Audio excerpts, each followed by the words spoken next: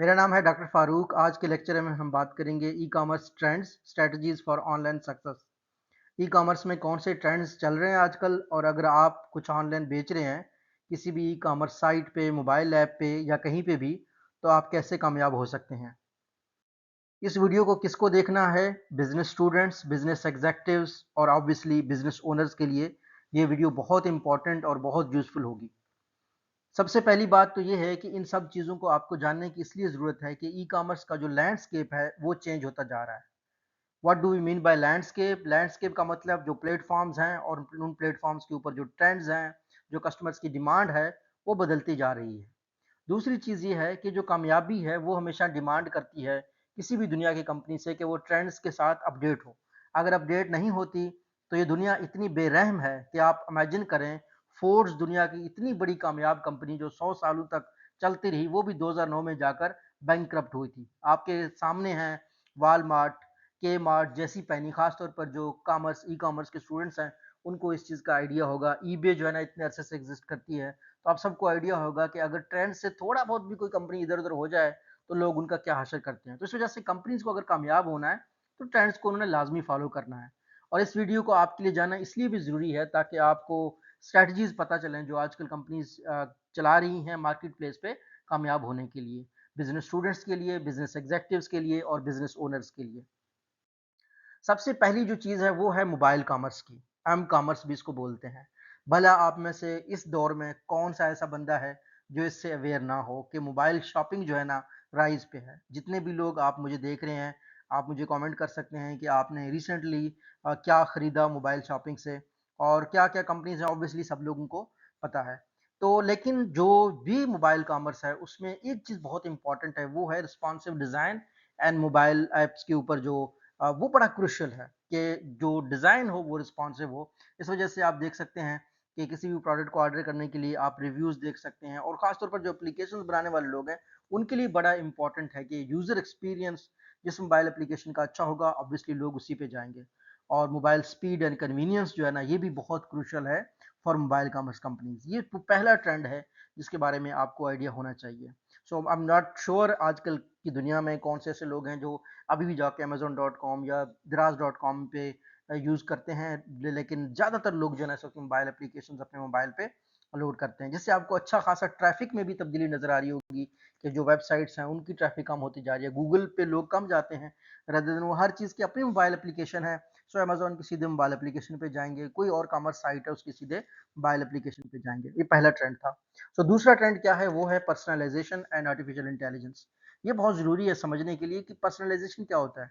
Personalisation ये है कि मैं एक मैरिड बंदा हूँ और मैं जो चीज़ें ऑर्डर करता हूँ ऑनलाइन अपनी वाइफ के लिए या अपने लिए, तो मुझे इस तरह की चीज़ें दिखाई दें जो एक फैमिली के लिए हूँ, जो एक कपल के लिए हूँ। जब मैं सिंगल था या आप में से जो लोग मुझे देख रहे हैं वो सिंगल है, तो मोबाइल कंपनी से एक्सपेक्टेशन ये होती है कि उनको आइडिया हो कि आपकी क्या प्रोफाइल है based on your shopping experience. इसको टेलर्ड शॉपिंग एक्सपीरियंसेस बोलते हैं कि आप ट्रैक करें। अगर मैं कोई ऑर्गेनिक चीज़ें मंगवा रहा हूँ तो मुझे ऑर्गेनिक चीज़ें रिकमेंड करें, कोई नई ऑर्गेनिक चीज़ आई है उसकी नोटिफिकेशन दें तो मुझे अच्छा लगेगा। लेट्स से अगर मैं मुझे ऐसी चीज़ों की नोटिफिकेशन है जो मेरे से रेलिवेंट ही नहीं है, अगर मैंने पेट रखे हुए हैं तो मुझे पेट अमेजोन की जो साइट हो या दूसरी साइट्स हो वो रिकमेंडेशन देती हैं पेट के प्रोडक्ट्स की। अगर नहीं रखी हुई तो आने का फायदा नहीं है। ये वो किस चीज़ से पता चलता है उनको? पर्सनलाइजेशन से एंड आर्टिफिशियल इंटेलिजेंस से। सिमिलरली जो एआई ड्रिवन प्रोडक्ट रिकमेंडेशंस होती हैं उसका भी यही मतलब है कि बेस्ड ऑन योर प्रेफरेंसेस आपको प्रोडक्ट रिकमेंड की जाए। और इससे क्या होता है? ऑब्वियसली कस्टमर एंगेजमेंट और लॉयल्टी बढ़ती है।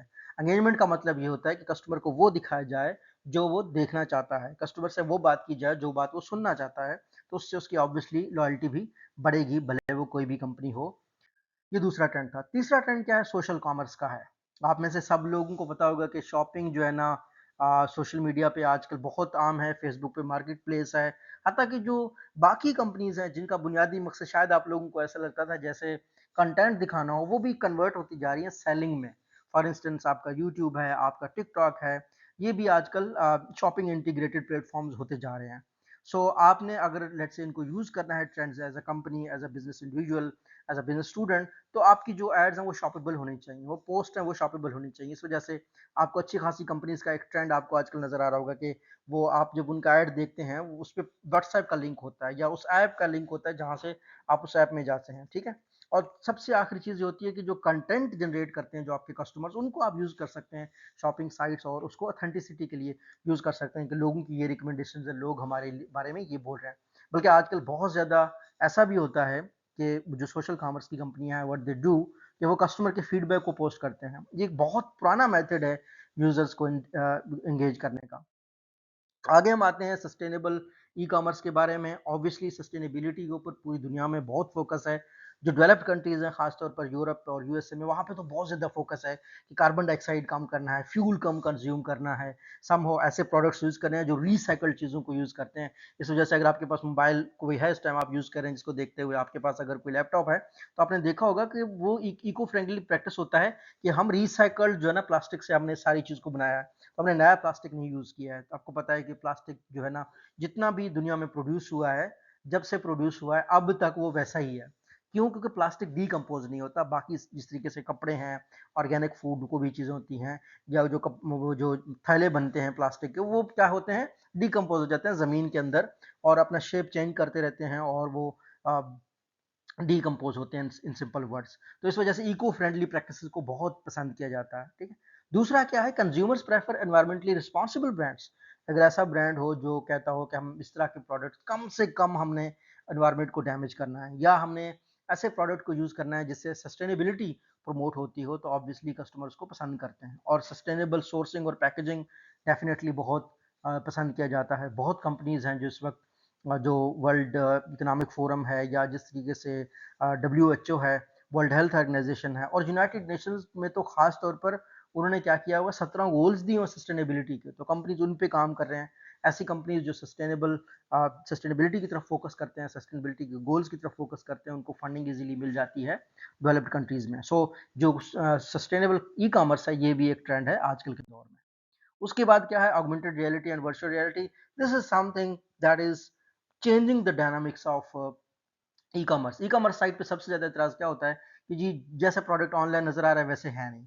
सो लेट्स से दुनिया में बहुत सी ऐसी कंपनी है, फॉर इंस्टेंस एक कंपनी मैथमेटिक्स, जिनके साथ मैंने 2022 में काम किया था। So they were willing to produce something जो बिल्कुल शॉप शॉप की तरह दिखे, यानी ऑनलाइन शॉप हो, उसको कस्टमर जाके एक्सप्लोर करें और उससे जाके प्रोडक्ट्स ऑर्डर करें।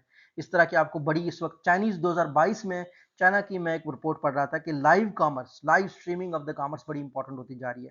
खासतौर पर जो टिकटॉक है, इस पे लोग लाइव आके चीज़ें बेचते हैं, और अदर प्लेटफॉर्म्स हैं जहाँ पे जो इमर्सिव शॉपिंग एक्सपीरियंसेस हैं वो डेवलप होती जा रही हैं।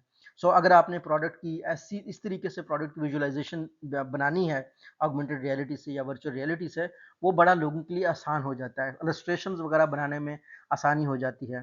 ठीक है। इससे यह होता है कि कस्टमर की जो रिटर्न है, लेट्स से अगर ऑनलाइन मुझे पता चला कि वही चीज़ मैं ऑर्डर कर रहा हूँ, जो चीज़ एक्चुअली में फिजिकली भी मेरे पास पहुँचेगी, तो क्या होता है, रिटर्न कम हो जाती है और कस्टमर सेटिस्फेक्शन ऑब्वियसली बढ़ती है। सो ये एक ट्रेंड है जिसको जानने की ज़रूरत है बिजनेस एग्जेक्टिव्स को, स्टूडेंट्स को, और सारे जो लोग हैं बिजनेस ओनर्स हैं उनको, कि ये टेक्नोलॉजी आपने यूज़ करनी है अपने बिजनेस में।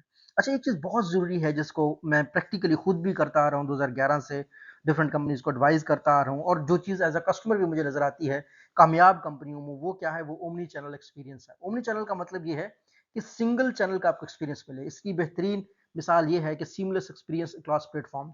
आप जब भी किसी हेल्पलाइन पे कॉल करें, तो आपको अक्सर जो है ना, अगर आपने बात करनी है, जो हेल्पलाइन के बंदा है, उसके लिए वो आपने ज़ीरो प्रेस करना होगा। जिस तरीके से बैंकिंग हो, चाहे वो टेलीकॉम हो, आप सबको पता है कि यार ज़ीरो प्रेस करने से मैं जो है ना एजेंट से बात करूँगा, जो भी जिस कंपनी का सेल्समैन होगा। बिल्कुल ऐसे ही आपने ई-कॉमर्स साइट में क्या करना है, अगर आप जैसा आप ऑनलाइन एक्सपीरियंस है कस्टमर का, वैसे ऑफलाइन होना चाहिए। जैसा उनका फेसबुक पे एक्सपीरियंस है, वैसे इंस्टाग्राम पे होना चाहिए, वैसे टिकटॉक पे होना चाहिए, वैसे वेबसाइट पे होना चाहिए। ऑफलाइन, ऑनलाइन सब कुछ सीमलेसली जो है ना, सिमिलर एक्सपीरियंस कस्टमर को आपने देना है। ऑफलाइन और ऑनलाइन एक्सपीरियंसेस को कंबाइन करना है, और कस्टमर का डाटा यूज करके आपने पर्सनलाइज्ड इंटरेक्शंस करनी है। सो लेट्स, अगर आपका एक कस्टमर आपको ऑनलाइन इंटरेक्ट करके करते हैं, आप उसके ज़्यादा रिस्पेक्ट से बात करते हैं, तो ऑफलाइन भी रिस्पेक्ट से बात करें। सो उनको ऐसा फील ना हो कि भाई वहाँ पे तो बिल्कुल डिफरेंट रवैया है, यहाँ पे बिल्कुल डिफरेंट रवैया है। सो कस्टमर एक्सपीरियंस वक्त के साथ साथ टॉप अप्रोच कंपनीज का बनता जा रहा है। कंपनीज ने क्या किया हुआ है कि कस्टमर एक्सपीरियंस, एक चीफ कस्टमर एक्सपीरियंस हायर कर रहे हैं। बड़ी दुनिया की कंपनियां, खासतौर पर अमेजोन का चीफ कस्टमर एक्सपीरियंस है, जो सिर्फ कस्टमर को ओमनी चैनल प्रोवाइड करने पे हेल्प करता है। तो ये एक ट्रेंड है जो कि बिजनेस के लोगों को पता होनी चाहिए। और ये एक स्ट्रैटेजी है आपके लिए कि आप ओमनी चैनल को बनाएं ताकि आप कामयाब हों। देखते हैं दूसरी स्ट्रैटेजी क्या है, वो है डाटा ड्रिवन डिसीजन मेकिंग। यानी अगर आप ऐसे ही डिसीजन मेकिंग करते हैं, फॉर इंस्टेंस पुराने ज़माने में होता था कि कस्टमर का आपके पास डाटा लगा है, आप सबको मैसेज फेंक दो, हर बंदा नाराज़, यार क्या किस टाइम पे मुझे मैसेज कर रहे हैं आप लोग। तो ये बहुत ही गलत रवैया था। आपने कस्टमर के बिहेवियर और प्रेफरेंसेस को देखना है, जो चीज़ जिसको नहीं पसंद वो आपने उसको भेजना ही नहीं है। ठीक है, कस्टमर का मैं अक्सर इस ये कहता हूँ कि ज़्यादातर जो कंपनियां हैं वो इस चीज़ पे फोकस करें, कस्टमर का डाटा लेना है, डाटा लेना है, डाटा लेना है। लेकिन बहुत कम कंपनियां जानती हैं कि डाटा लेकर उसको यूज कैसे करना है। सो जो बिहेवियर है उसको आपने एनालाइज करना है, प्रेफरेंस के मुताबिक कस्टमर को चीजें रिकमेंड करनी है, ना कि उसको हवा में तंग करके उससे कुछ चीजें मांगनी है। ठीक है, तो दूसरी चीज क्या है, आपकी ऑफरिंग्स जो है ना वो भी कस्टमाइज होनी चाहिए, ऑप्टिमाइज होनी चाहिए, प्राइसिंग बड़ी क्लियर होनी चाहिए। और मार्केटिंग स्ट्रेटजीज का सिर्फ एक ही मकसद है मार्केटिंग का, कि आपका प्रॉफिट ज्यादा हो, रिटर्न ऑन इन्वेस्टमेंट ज्यादा हो। ऐसी मार्केटिंग भी आपने नहीं करनी जिससे आपका खर्चा ज्यादा हो और आपको बदले में पैसे ना मिल रहे हो। डाटा कस्टमर का आपने बड़ा केयरफुली यूज करना है।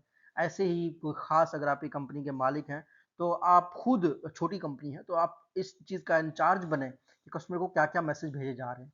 ज्यादा बम्बारमेंट ऑफ मैसेजेस नहीं करनी। मैसेज आपने तब करना है जब आपको श्योर हो कि आपका मैसेज कुछ सेल्स में कन्वर्ट होगा, वो कस्टमर की डिस्टर्बेंस नहीं क्रिएट करेगा। और खास तौर पर ये हमारी मैं जब टेलीकॉम में काम करता था, मैसेजिंग या ये डाटा ड्रिवन कैंपेन्स वगैरह में, तो हमारी ये एक फोकस होती थी कि हम 8 बजे के बाद कस्टमर को मैसेज नहीं करते थे। तो ये आपने नहीं करना। आपने महीने में ये करना है कि हम कस्टमर को 5-10 दफा से ज्यादा डिस्टर्ब नहीं करेंगे। कहीं ऐसा ना हो जाए कि आपका ज्यादा डिस्टर्ब करना, आपका ज्यादा उनको मैसेज करना डिस्टर्बेंस क्रिएट करें। जब तक आपको benefit in terms of return ना हो, इन टर्म्स ऑफ प्रॉफिट ना हो, तब तक आप डेटा बेस्ड डिसीजन मेकिंग में कस्टमर के साथ इंटरेक्शन कम से कम करेंगे और उसको पॉजिटिव रिजल्ट में यूज करना है आपने। अगली चीज है customer engagement. This is extremely important कि जो आपका एंगेज्ड कस्टमर होता है वो हमेशा ज्यादा चीजें आप खरीदता है। जो आपका कस्टमर एंगेज होता है वो अपने आसपास के दोस्तों में आपके बारे में जिक्र करता है। तो इस वजह से आपने कस्टमर के साथ जब भी रिस्पांस देना है, पॉजिटिव रिस्पांस देना है, आप उनके साथ स्माइल से बात करेंगे, उनको रिस्पेक्ट देंगे, तो वो डेफिनेटली उसका जिक्र करेंगे। इससे वो एंगेज होंगे, सेल ज्यादा करेंगे, चलती फिरती आपकी मार्केटिंग हो जाएंगे। ये एक स्ट्रैटेजी है अगर आप कामयाब ई कॉमर्स साइट होना चाहते हैं। लाइव चैट, चैटबॉट्स और सोशल मीडिया एंगेजमेंट भी डेफिनेटली आपने यूज करना है। आपको पता है बेसिक जो कस्टमर्स के सवाल होते हैं, फॉर इंस्टेंस रियल स्टेट में बहुत ज़्यादा ऐसा होता है। मैं खुद इस चीज़ में बहुत स्ट्रगल करता हूँ रियल स्टेट कंपनीज के साथ डील करने में। दे they are very bad in responding to the customer, maybe their customers are high value customers हैं, है ना, एक बंदे ने कॉल करनी होती है और अब मुझे तो बहुत ज़्यादा ऐसी साइट से कॉल्स आती हैं, खास फॉर इंस्टेंस जो रियल स्टेट पे मेरा इंटरेस्ट आजकल डेवलप हो रहा है, तो बहुत ही बुरा एक्सपीरियंस है। उसके बदले में आप कॉमर्स साइट थोड़ी सी बहुत बेहतर हो गई हैं, बट सोशल मीडिया एंगेजमेंट पे आपने कभी भी सारी चीज़ें चैटबॉट्स के हवाले नहीं करने। तो इस वाले से बहुत ही जो है ना, एक मेरे पास एक फ़नी एक्सपीरियंस जो मैं आपके साथ शेयर करना चाहता हूँ कि इंडियन एयरलाइन ने एक बॉट को इंट्रोड्यूस किया पहली दफ़ा, जो कस्टमर के इंटरेक्शन करता था, और एक कस्टमर का सामान दिल्ली पहुँच गया और वो बेंगलोर पहुँच गया। तो उसने इंडियन एयरलाइन को मैसेज किया कि thank you for this great service, I reach to Bangalore and my luggage reach to some other city, जहाँ पे वो जा रहा था। आई एम नॉट श्योर वो कौन सी सिटी थी। तो ऊपर से जो बॉट था उसने जवाब दिया कि वी आर हैव हैप्पी कि we have provided you such a great experience. So most of the time जो चैट बॉट्स होती हैं वो समझती नहीं हैं कि मजाक कहाँ पे हो रहा है अभी इस लेवल पे। मे बी इन फ्यूचर वो बहुत ज़्यादा जो है ना बहुत ज़्यादा बेहतर हो जाए। सो मैं अपने आप को चैट बॉट का एक्सपीरियंस देता हूँ। मैं पिछले दिनों एक किताब पढ़ी है, वो किताब का टाइटल है I can see you naked. वो एक प्रेजेंटेशन के ऊपर बहुत बेहतरीन किताब है, बट जब मैंने चैट जीपीटी से कहा कि I can see you naked का मुझे समराइज करना, तो चैट जीपीटी को बुरा लगा। फिर मैंने उसको कंटेक्स्ट बताया कि ये तो एक बुक है जिसकी मैं समरी आपसे मांग रहा हूँ। तो फिर उसने कहा कि माय अपॉलॉजीज, मैं नहीं समझ सका। सो इसी तरीके से आपने स्ट्रॉन्ग रिलेशनशिप अपने कस्टमर के साथ बनाना है, वो तभी होंगे जब ह्यूमन टू ह्यूमन इंटरेक्शन का आप उनको एक्सपीरियंस देना है। तो आपने एंगेज रखना है अपने कस्टमर को फॉर बेटर एक्सपीरियंस। उसके बाद क्या चीज स्ट्रेटजी है, वो है इन्फ्लुएंसर कोलैबोरेशन। आपने हमेशा इन्फ्लुएंसर्स के साथ, खास आजकल तो टिकटॉक का दौर है, तो आपके जो इन्फ्लुएंसर्स हैं वो कस्टमर के साथ ज़्यादा इंटरेक्ट करते हैं, उनके पास प्लेटफॉर्म बहुत अच्छे हैं। तो आप प्रमोशन के लिए आपने इन्फ्लुएंसर्स को पार्टनरशिप करनी है। ये एक स्ट्रेटजी है अपनी चीज़ को ज़्यादा सेल करने की, बट मेक श्योर कि इन्फ्लुएंसर आपके प्रोडक्ट जैसा ही हो। फिटनेस का प्रोडक्ट है तो आपने किसी एथलीट को चूज करना है, ठीक है। सो इसीलिए लीजिए अगर आपका प्रोडक्ट हेल्थ से रिलेटेड है तो आपने किसी डॉक्टर को इन्फ्लुएंसर के तौर पर चूज करना है। इसमें आपने बड़ा केयरफुल रहना है। Authentic promotion of the product तभी हो होगी, ठीक है। दूसरी बात ये कि इन्फ्लुएंसर्स की वजह से आपकी क्रेडिबिलिटी भी बढ़ती है। कोविड-19 आया था तो गवर्नमेंट ने उन लोगों को सिलेक्ट किया था कोविड-19 के अवेयरनेस स्प्रेड करने के लिए जिनकी क्रेडिबिलिटी थी। जिस बंदे की क्रेडिबिलिटी ना हो, जिस इन्फ्लुएंसर्स की, उसको कभी भी इश्तहार नहीं मिलते। इश्तहार उन लोगों को मिलते हैं जिनका रिस्पेक्ट होता है सोसाइटी में, थोड़े से इन्फ्लुएंसर और नॉलेजेबल लोग होते हैं। सो अगली स्ट्रेटजी क्या है, वो है कंटिन्यूस इनोवेशन की। आपने हमेशा इनोवेट करते रहना है, इमर्जिंग टेक्नोलॉजीज को एक्सेप्ट करना है, एक्सपेरिमेंट करना है न्यू ट्रेंड्स के साथ, और जो भी चेंज होती है कस्टमर के डिमांड में उसके हिसाब से खुद को चेंज करना है। यहाँ पे मैं एक किताब का जिक्र करना बहुत जरूरी समझता हूँ। किताब का नाम है क्रिएटिविटी इंक। उसका आथर कहता है कि जो नई कंपनियां हैं वो हमेशा अगली बेबी पे फोकस करते हैं, वो है इनोवेशन। यानी इतनी ज्यादा फोकस करते हैं इनोवेशन के ऊपर कि उनको पैसा कमाने का तरीका ही नहीं आता। जो पुरानी कंपनियां हैं वो क्या करती हैं, वो करती हैं ज्यादा फोकस पैसा कमाने के ऊपर। पुरानी टेक्नोलॉजी से पैसा इतना कमाने की कोशिश करते हैं कि वो नई टेक्नोलॉजी को एक्सेप्ट नहीं करते। सो द वे फॉरवर्ड क्या है, वे फॉरवर्ड ये है कि आपने हमेशा बैलेंस क्रिएट करना है, ठीक है। जो जो आप पुरानी जो टेक्नोलॉजी है उससे पैसे कमा रहे हैं, साथ साथ नई टेक्नोलॉजी को भी एक्सेप्ट करना है, उसको पे खर्चा करते रहना है। और ये नहीं होता कि आप अचानक किसी चीज को चेंज करें। आपने चेंज जो है ना वो आहिस्ता आहिस्ता लानी है, और लोगों को अब्रप्ट चेंजेस, आपके कस्टमर्स को भी बहुत बुरा लगेंगी, ठीक है। तो कंटिन्यूस इनोवेशन और इम्प्रूवमेंट आपने लानी है। आखिरी चीज कंक्लूजन के बारे में मैं यही कहना चाहूंगा कि जब तक आपको ट्रेंड्स का पता नहीं है तब तक आप बेहतर कंपनी नहीं बना सकते, जब तक आप कस्टमर को गाइड नहीं कर सकते। फिर सिर्फ अवेयरनेस होना जरूरी नहीं है, इम्प्लीमेंट करना उसको जरूरी है। अगर इम्प्लीमेंट करने जाएं तो इनोवेशन को हमेशा वेलकम करें, कस्टमर एक्सपीरियंस को वेलकम करें, ताकि आपकी ग्रोथ हो। ग्रोथ ऐसी हो जो लॉन्ग टर्म, ये नहीं है कि आपको हाइप मिले, आपने कस्टमर से ज्यादा पैसे हथिया लिए, बाद में कस्टमर आपके भागे जा रहे हैं कहीं पे, ऐसा आपने नहीं करना। सो मुझे उम्मीद है कि ये वीडियो तमाम बिजनेस स्टूडेंट्स के लिए, बिजनेस एग्जीक्यूटिव्स के लिए यूजफुल रही होगी। अगर आपके कोई फर्दर क्वेश्चंस हैं तो आप मुझे चैट बॉक्स में मैसेज कर दीजिएगा। अल्लाह हाफिज।